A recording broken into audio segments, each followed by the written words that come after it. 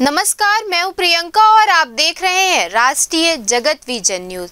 धर्मजयगढ़ रायगढ़ जिले का वो इलाका जहां गरीबों के हक का राशन अब एक मुनाफे की मशीन बन गया है और इस मशीन को चलाने वाला नाम है अजय गुप्ता। हम बात कर रहे हैं छत्तीसगढ़ प्रदेश के टॉप में रहे धर्मजयगढ़ के राशन घोटाले की, जहां एक व्यक्ति से एक सरकारी राशन दुकान नहीं संभल रही। आधा दर्जन दुकान की जिम्मेदारी एक ही व्यक्ति अजय गुप्ता को सौंप दिया गया ताकि तुम इसकी टोपी उसके सर की कहावत को चरितार्थ करते हुए राशन वितरण में आराम से धांधली करते रहो और हितग्राहियों को चावल चना शक्कर के लिए तड़पाते रहो।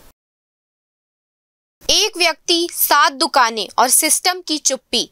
जी हां, धर्मजयगढ़ में राशन घोटाले की जड़ में बैठा है एक ही नाम, अजय गुप्ता, जिसने सरकारी नियमों को ठेंगा दिखाते हुए फर्जी महिला समूह बनाकर सरकारी राशन दुकानों पर कब्जा जमा लिया।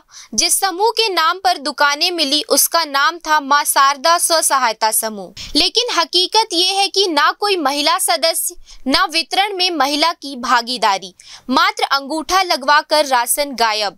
इस घोटाले की खबरें सोशल मीडिया से लेकर वेब पोर्टलों तक गूंज चुकी है।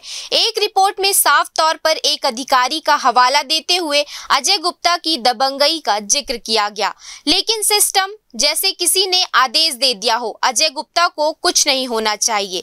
जब पत्रकार ने जिला खाद्य अधिकारी से सवाल किया तो जवाब मिला कोई शिकायत आई ही नहीं। अब खाद्य जिला अधिकारी ने कहा है मैं खुद कई लोगों को जेल भेजूंगा, अजय गुप्ता भी शामिल होंगे।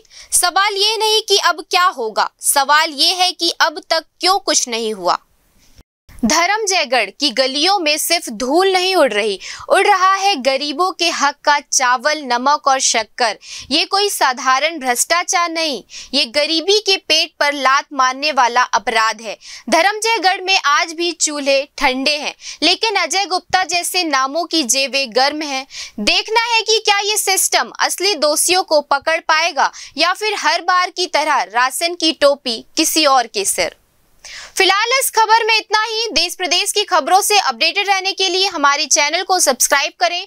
नए खबरों की नोटिफिकेशन के लिए बेल आइकॉन जरूर दबाएं। नमस्कार।